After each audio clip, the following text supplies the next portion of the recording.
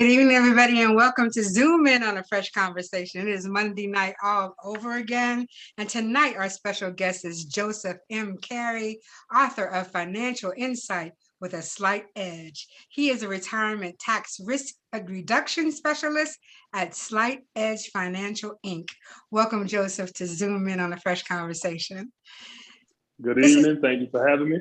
Thank you for coming back. This is not the first time I've interviewed Joseph. We interviewed about a year and a half ago when we were on a radio station in Daytona Beach. So I'm welcoming you back to Zoom In on a Fresh Conversation, and which is brought to you by Isla's Diamonds LLC, Milton McCulloch, author of Love and Emancipation, and the host of Night Talk, L.D. Robinson from Ladero Press, and the Fresh Book Festival 2022.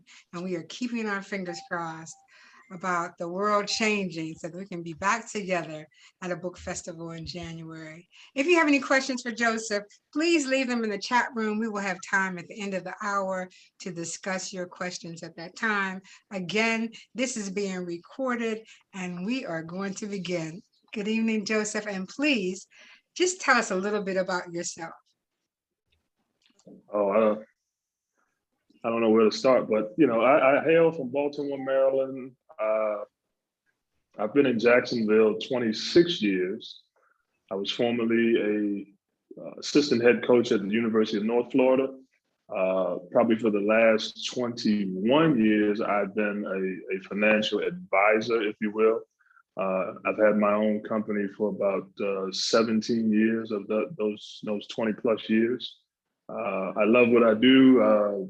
Very conscious driven individual, and really a promoter of love for all, if I can concise it. So hopefully that helps everybody out there. So Joseph is about 6'5", right? Yeah, 6, depending on what pair of shoes I have on, probably 6'6". He consumes a room, you guys. So you can, he really has a presence when he walks into the room. So growing up in Baltimore, I did about 25 years in the Washington, D.C. area. They call it the DMV now. Tell us just a little bit about the growing up experience there in Baltimore. Well, I jokingly say with a lot of my friends that I still communicate with, it was the best of times and the worst of times. Absolutely. Of course, I came up, I was coming up, late 70s, 80s. So unfortunately, I saw crack hit Baltimore and the devastating effects of it, in my family as well. So, those perils along, coupled with other types of things, I just really endured a lot. I need to write a book about it, to be honest. Yeah. With you, but, we got people who can help you with that. Yeah. Okay. I endured a lot. I definitely learned a lot. I got a lot of street smarts. I've been blessed with the book smarts, and I wouldn't change a thing about it. I grew up hard. I can remember the homeless times. I can remember those times where, there was no electricity, no food, things of that nature. Of course, you got the gunplay in Baltimore, the drugs and all those different things. Witnessed a lot of that, saw a lot of friends not make it, still in jail for the rest of their life. Some have turned their lives around, fortunately. But basketball, well, my first love was baseball. But then I got lured off the baseball diamond and onto the basketball court because I was growing. And, basketball was that, proverbial ticket out, to get me to, where I went to school, and just a total paradigm shift about, what I could do, what I could become, who I could become. And here I am today. Well, that kind of leads me to my second question. Your bio indicates that you received a basketball scholarship to Northeastern University. You were not in Kansas any longer, up in Boston, Massachusetts. So tell us about that cultural shift. It was definitely a culture shock. Well, the weather was probably commensurate to Baltimore in some sense of the word, but there were some times in Boston where, it might have been March and sunny, and the next day it was a foot of snow on the ground. So I always say there was never a spring in Boston. There was always fall. There was always fall, winter, then summer. There was really hardly a spring. But as far as the culture, it was just different than anything I had seen in Baltimore, because I grew up in the inner city in Baltimore. I was Right. around people that looked like me most of the time. But then being thrust into Boston, and it was a melting pot. But there was. I think that's where I really started to really deal with racism. I really started understanding what that was all about. But at the same time, it was very educating. I began that journey to really find me. It afforded me a lot of opportunities that I probably wouldn't have had. So, with all the things that I could say that might have been negative, I still feel like the positive outweighed it. I did have some respect in a sense, because, Northeastern had a pretty good basketball program, and then people around the city, they knew us, they knew who we were, and just the way I carried myself really has paid off, because some of the people that I encountered when I was a student athlete there are still keeping up with me now and reminding me of, man, I remember, they didn't talk to me then, but they watched me. You just never know who's watching you. You never know who's watching you, right? So many people come back and say, man, you inspired me. And I was like, what? Like, okay. But just different, and not so much cultural shock, but really it was just an eye opener to, man, it's just another world. Like, it was just so much more than Baltimore that I got exposed to. So it was awesome. Well, making that shift as a basketball professional makes it a little easier, right? Yeah, as opposed to just going there and kind of moving to the area. And because you automatically have a tribe, and that's your basketball team, right? So that makes it a little easier. So you talked about, we all know that 1984, 1989 were probably, through those years, were the worst ones in the DMV, when crack decided to raise its ugly head in our communities. But describe your journey. I know you said that coming up was kind of rough. So when did you decide that making money and knowing how to smartly negotiate it was something you were going to do? I kind of learned that as a youngster in Baltimore, when I was figuring out ways to make money, because of course, growing up in my home, that there was just a shortage of it. So, as we call it, I learned to hustle early. So I would cut. There was an older gentleman that gave me his old lawnmower, his old push lawnmower, and we oiled it up, we fixed it, and we got it working. So I started cutting lawns around the neighborhood. And then when it would snow, I would shovel pathways for the women in the neighborhood, and I would just kind of go in I had a pretty good radius of where I would go out. I had me a wagon, I had a bag of salt, I had my broom and all that stuff, and I would just get up. I would wait for it to stop snowing. Once it stopped snowing, I was going out to make my money. To make the hustle, because I always, and then I would go to the store. I would go knock on the older ladies' doors in the neighborhood and ask them if they wanted me to go to the store for them, if they needed me to do something for them, just to earn some money, because I'm a big Oreo fan, and I always wanted to buy my junior Oreo kit so I can go to 10 baseball games that season. So I had to go make my money so I could do that. But I learned, man, there's so much I did. I used to go and get cans and aluminum cans and go through the alleys and collect those cans, and I'd take them up to Memorial Stadium. My dad would drive them up there for me, and we hang it up on the Reynolds aluminum weight. And they give me my $25, $30, and I thought I was a big man. So we had to break off our parents a little bit. Did your dad make you break them off? No. Oh, that was good. No, he really didn't.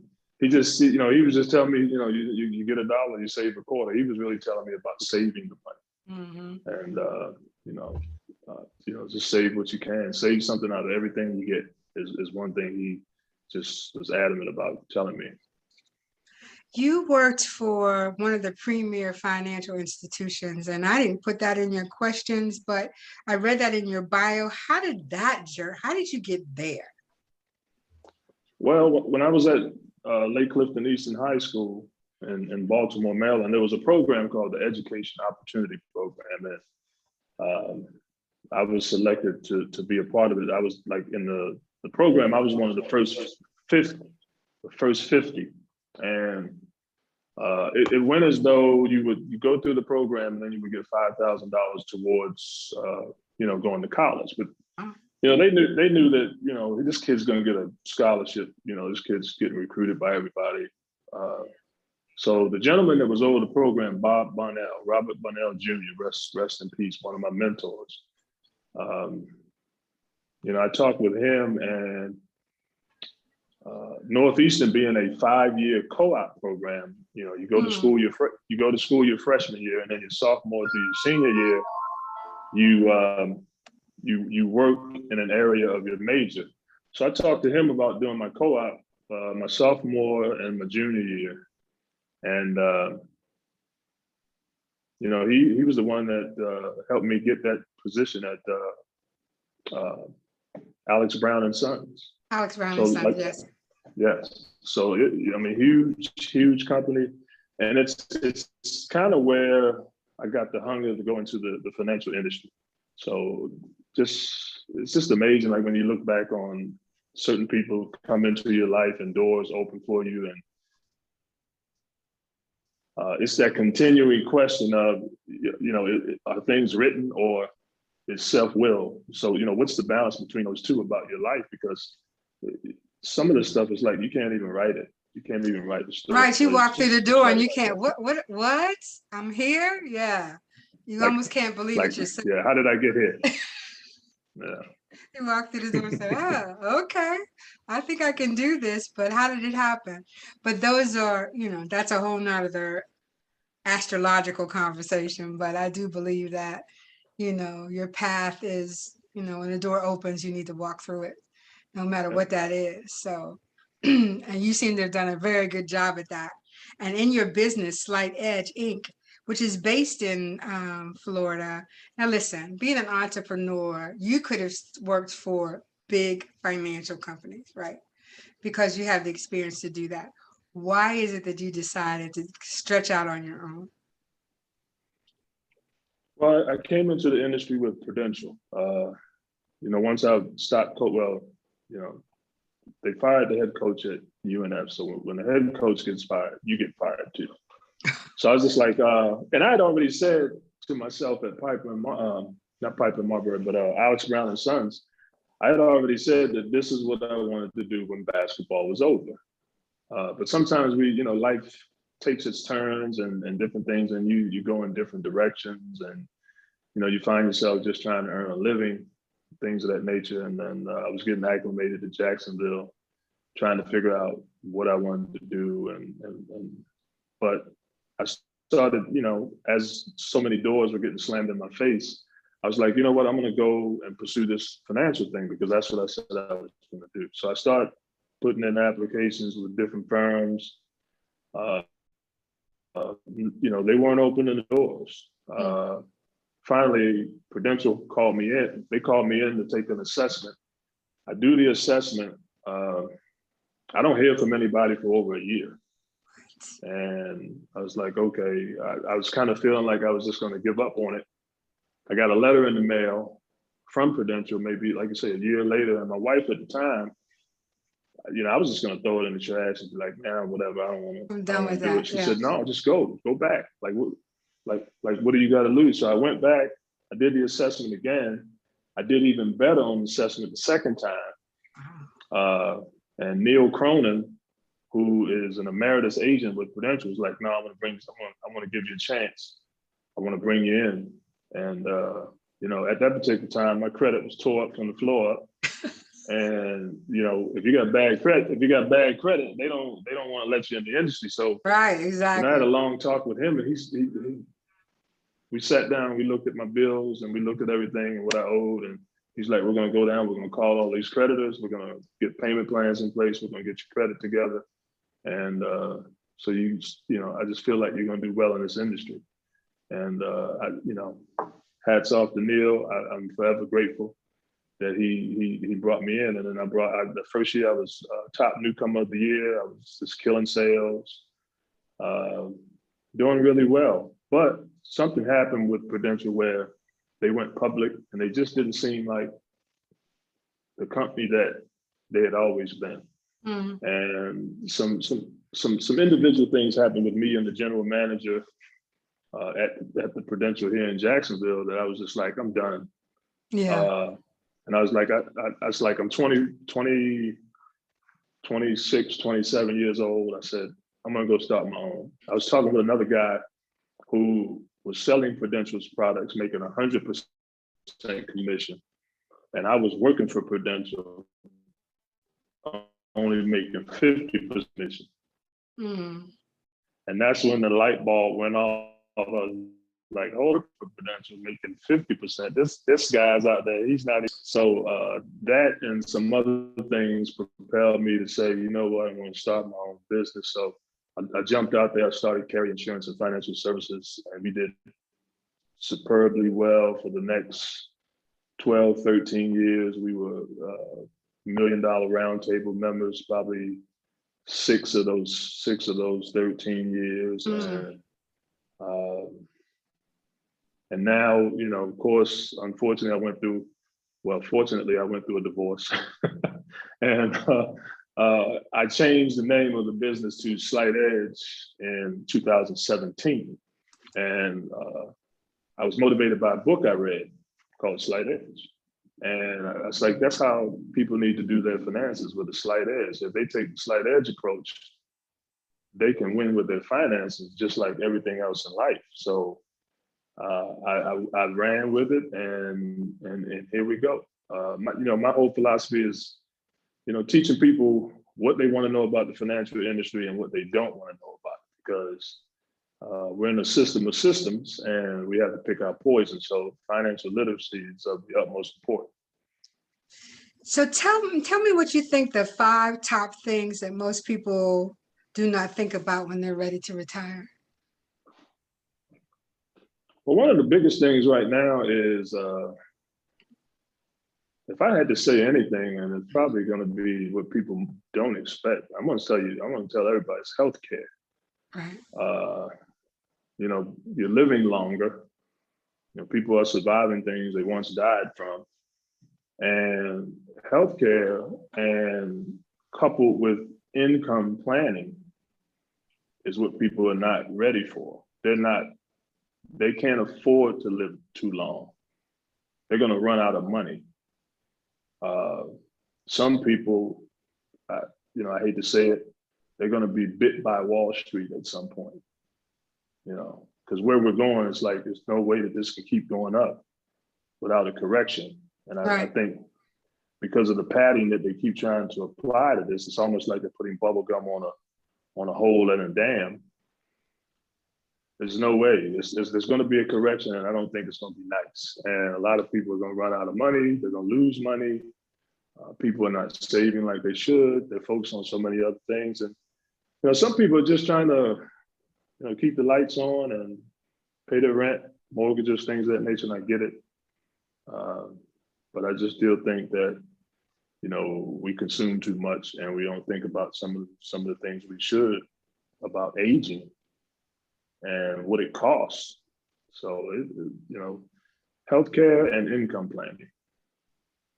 Well, healthcare, at a certain age, you'll be on Medicare and Medicaid, right? So you're talking about long-term care, or what are you talking about? Well, I'm talking about both, because if you go with Medicare, I mean, you're probably going to end up in a facility that you wouldn't even put your enemy in. Right.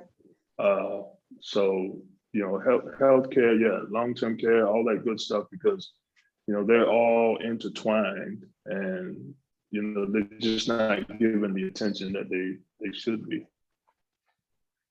So, I already retired, but if I were to come to you before retirement, what's the optimal time?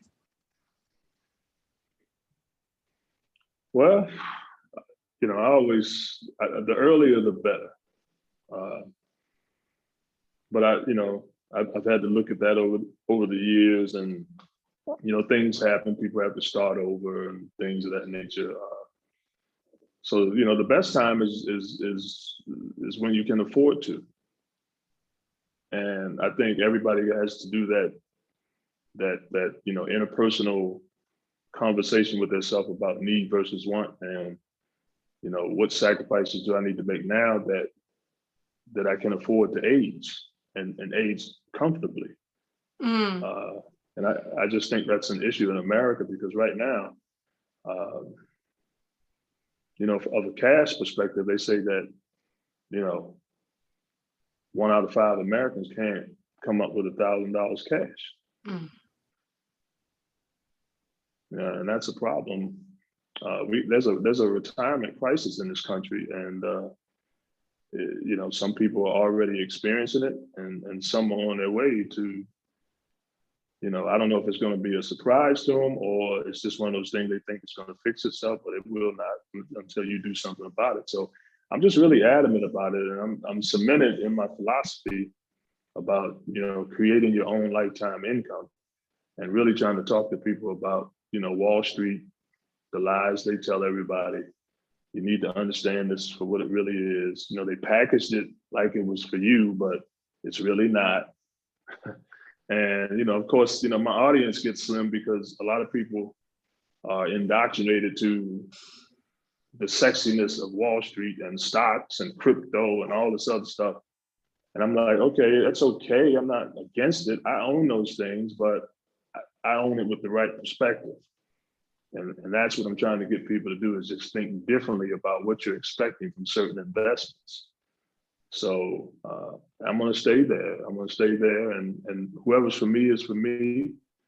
And we'll win in the end, and we'll be smiling.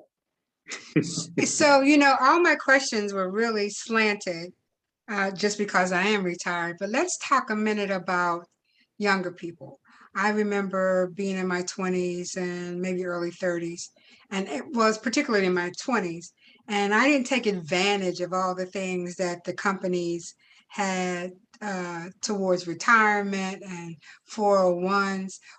Right now, and all that's changed, right? Because I worked for the federal government. But right now, what opportunities do the young people have in business? In business? As far as 401s or retirements they should be thinking about, is it still out there? Well, yeah, the companies are offering them as, it's the 401k product is an ever evolving product. But what I try to get people to understand is why it was created. It wasn't really created for who it seems to be, It was created to lessen the burden of corporations, the responsibility of corporations in regards to pensions for their employees. They didn't want to do it anymore. They didn't want the investment risk. So Tom Kenna is the creator of the 401k. He took this to Congress, showed them a way that this product or this tax code could be used. And of course, all of the investment companies and the federal government get involved and they create the 401k. So how it helps the government is taxes, because you have that product, you work all your life and you pay taxes, but then when you have that 401k, you're going to pay taxes for the rest of your life as well. Anyway, so the biggest revenue of the U.S. government is taxes. So naturally, they're going to create something so they can keep taxing you for the rest of your life. But all these things are available. But again, the right perspective. Young people are kind of, in this revolution mode of crypto, the crypto crusade and all that stuff. And we're going to do, you still got to pay taxes on that too. They're coming for you. Right. So sooner or later. Yeah. So what I just try to tell the young people, like, listen, let me show you this. Let me show you it's not sexy. It's not glamorous, but when I show them those numbers of what you can do with annuities and then what you can do with overfunding and IUL life insurance policy, and it's tax-free money, and they're like, the young people don't know about it, the middle-aged people don't know about it, and most of the older people don't know about it either. But this is what the wealthy has done for a long time, is create these shelters to reduce or eliminate their taxes. That's like the hotbed question with them, because they want to keep most of their money. So I just try to say, well, we got to think like them. This is the game and the system that they created. So we have to think like them. There is no, we're not going to create something else here. The system is the system. So let's learn the system and win at the system. That's it. So do you discuss annuities and all that in your book? I do. The book highlights just about, the financial pillars that are important are highlighted in this book. Annuities, taxes, healthcare, long-term care, all those things are highlighted in the book. So it's one thing to sit down face to face with somebody and discuss their financial future, right? But to sit down and write the book about it is a whole nother animal. So tell me why you decided to write the book, how long it took you, and what was your publishing process like? What got me to, I've always had it in me. I've had that book in me for years. And I'm going to say hats off to my back office, which is Advisors Excel out of Topeka, Kansas. They made it, they pretty much made it possible for me to do the book. But COVID, I was just, I just got inspired. I got to do it. I knew it needed to be done, and I was just feeling like if it's going to be now and now. Now I'm always telling other people, if not now, when? So I had to take my own advice. So and, how did you? I had it. I had all the tools. I had all the notes. I had all the notes from years of, if it was articles, if it were, epiphanies that I had of my own, from a financial perspective. And I talked with my back office people, and we sat down, we got the outline together, and I just started writing and submitted to them. And they put their take on it. They came back and said, well, no, Joe, from a compliance perspective, you can't say it like that. You got to say it like this, and all that stuff. So it was probably about I'm going to say probably about a 6-month process. At least, right? Yeah. So did you go from retirement? Did you go from crib to did you go from cradle to casket, or how did you put it together as far as your financial future? I just kind of really went from, I wouldn't say from crib, I'd say from, yeah, I just really started looking at from those working years until, the working years to golden years is kind of where it's leaning from. So do you have a copy of it that you could hold up for everyone? Yeah. So it's called Financial Insight with a Slight Edge. Now the cover, that's always the hardest part about any book. Well, not the hardest, but one of the hardest. Tell me how long it took you to pick the cover. Once again, I have to give the kudos to Advisors Excel, my creative team. They are awesome. I had no idea. I had an idea. I wanted to tie the cover into the name of the business. And it was amazing how they did this, because my logo kind of shows the edges. That's the slight edge concept, but the young lady that did the cover, like if you look at it, it's like it kind of gives you a 3D effect coming down the middle of the book, like it's a raised edge down the middle. A building. Yeah, I mean, like a crease down the middle of the book. Right. Right. Oh, let me see again. I'm gonna make sure I get you a copy because you can see that crease. Oh yeah, you see it, right? Okay. It's like an edge. I mean, just awesome. Just awesome. I mean, I can't take any credit for that at all. Well, you're one of the lucky ones because most of us sweat over the cover of our books. So it's nice to Yeah. have a really good creative team.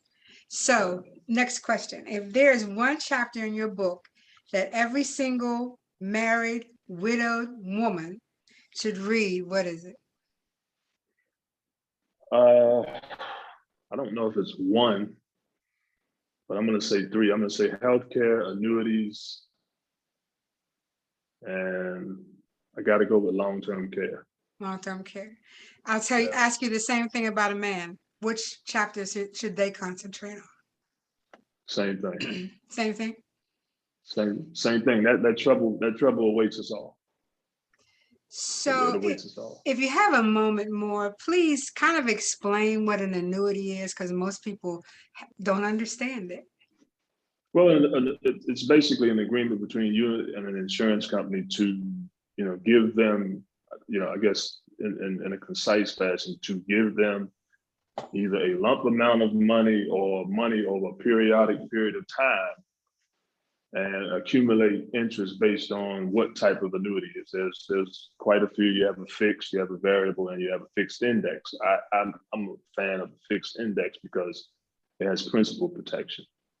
So you pay the money in over a period of time, what they call the accumulation period.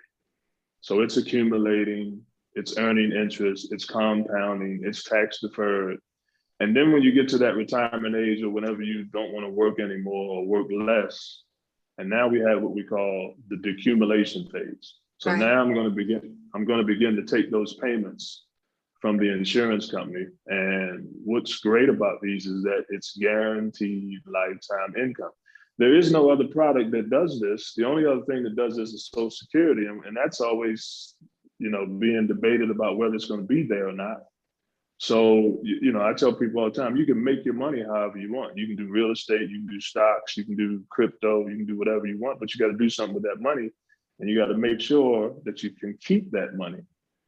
So what I tell people is after you make that money in those things, you need to complete your portfolio by having the safety piece. And the annuity is the safety piece because you cannot lose based on the performance of the market in a fixed indexed annuity. And it has the income for life guarantee.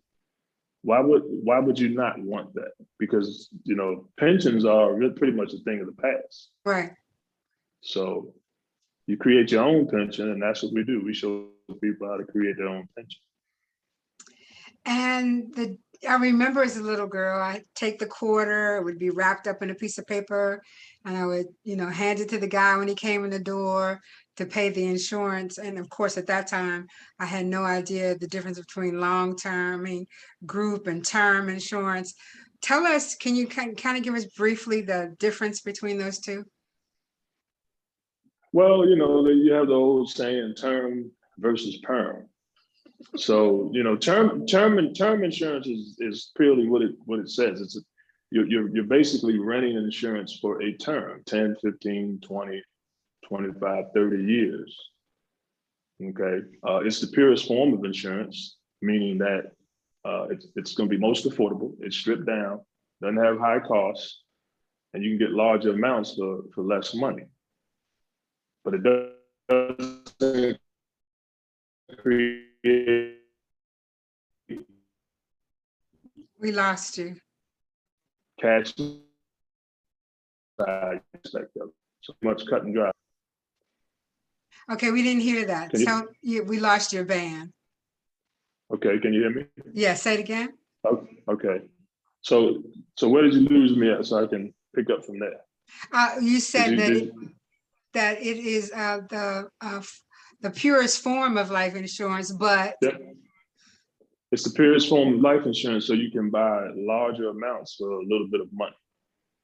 So, I always recommend that for younger individuals, business owners. You can use it for mortgage protection, things of that nature. So, it doesn't grow cash value, so you can accumulate cash in it. And, one of the other great things about the term policy is that you can get what they call living benefits. So you can buy enough term that a portion of this will help you in the event that you have chronic or critical illness. Mm. See, this is what makes it not, our grandmother's life insurance policy. One of my things I always tell them is life insurance yesterday was like that phone on the wall in the kitchen, right? That we know about, right? But now life insurance today is like your cell phone. You can do so much with it. You can do unbelievable things that a lot of people are not knowledgeable about that you can do. So I'll just parlay right over into permanent insurance. Now we talk about whole life, and we talk about universal life, and we talk about index universal life, which probably is my pet, index universal life. Index universal now you can life? go cash okay. value. Mm-hmm. So you got variable life, you got whole life, you got universal life, and you have indexed universal life. All of these grow cash value. The premiums are level. You can overfund them. You can pay extra into the policies to create cash that when you take that cash, it's tax-free. The only life insurance policy that the cash value wouldn't be tax-free is a variable policy because it's tied to mutual funds. So it's not going to be tax-free. But all the other ones, when you take that cash out of that policy, it's tax-free. I like the index because it can grow based on some of the indexes that you hear about, like the S&P 500, the NASDAQ. There's so many that they've added into these policies. It's insane. But the great thing is that you can create tax-free money. I just wrote a policy yesterday. Individuals going to be putting in upwards of about $30,000 to $50,000 a year, and they're going to do it for 15 to 20 years.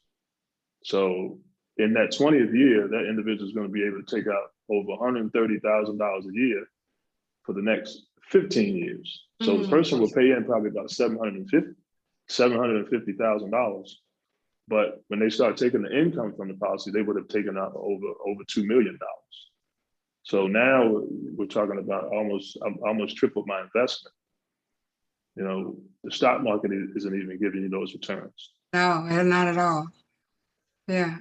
So I'm just trying to get people to understand that these things are out here, and it's not, there's a fight on the security side against annuities and overfunding life insurance because, these individuals, they make money based on fees and stuff like that, and that's how they make their money. So it's kind of sad that they want to disparage products that are time tested, and it's really sad how the financial industries on different sides of the houses fight.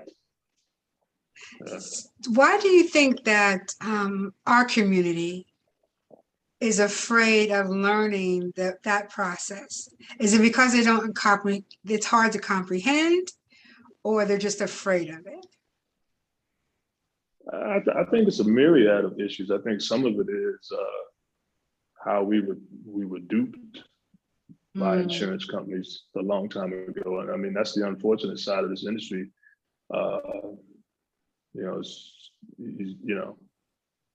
It's not a reflection on the industry as much as it is the individual, with their intent behind what they're doing when they come and talk to you. So, right. Not being trusting and, of the industry and the system. And I think some of it's an indoctrination too, because we just been told certain things and we just go with it because maybe we respect the person that said it. But I've learned, in such a tough fashion that, some of the people that I relied on, they didn't know what they were talking about either. So I've been doing a lot of unlearning the last decade or so. I understand where people are. So that's why I really just try to be patient with them and I don't try to convince them. I share and sort. I share and sort. And unfortunately, again, I have to also say that 90% of my book of business are people that don't look like me. Right. You know, and that's been a heartbreak in this industry. That's been a heartbreak. So how do we climb that mountain? How do we eat that elephant? It goes too far back. I mean, you know, we start talking about Willie Lynch syndrome, and you know, we don't trust each other. Like, why don't we trust each other? It's this deep. It is deep. So that's an elephant that's too big to eat. Even one bite at a time, it's just too big, right? I think that these types of, pardon me? What did you say, I said, Jim? even my 6'6" frame can't. I know. I said, even my I can't digest it.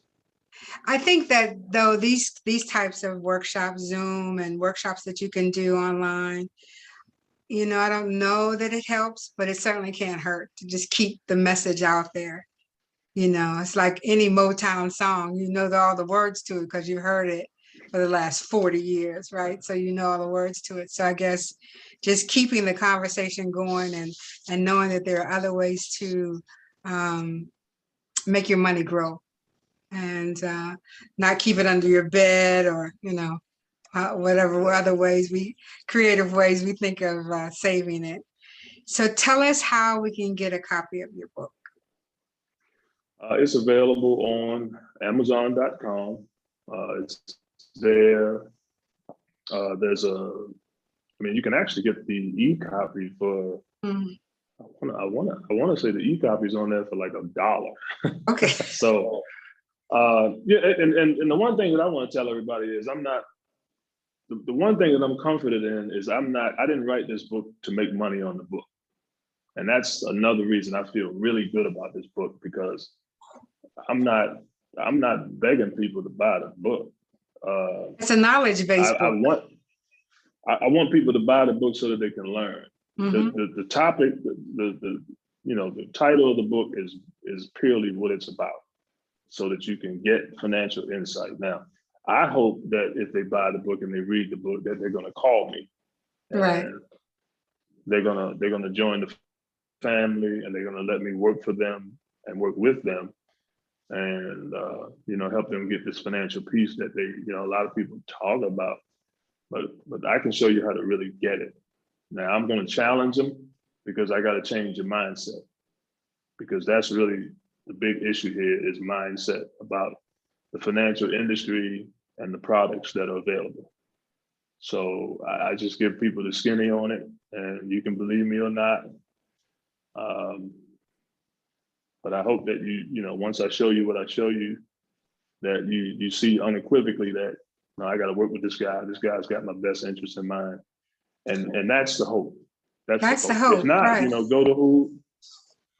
Go to whoever you feel comfortable with, but at least go and do right by yourself. So when you sit in front of someone, they can't lie to you. They can't. You go with knowledge. Exactly. Exactly.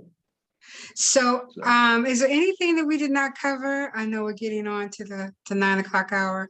Anything else you'd like to discuss before we go? I just really want to encourage people to take your finances serious. It's an integral part of our life. It's not the most important, but it is integral. Currency is an energy. It's the lowest form of energy in this world.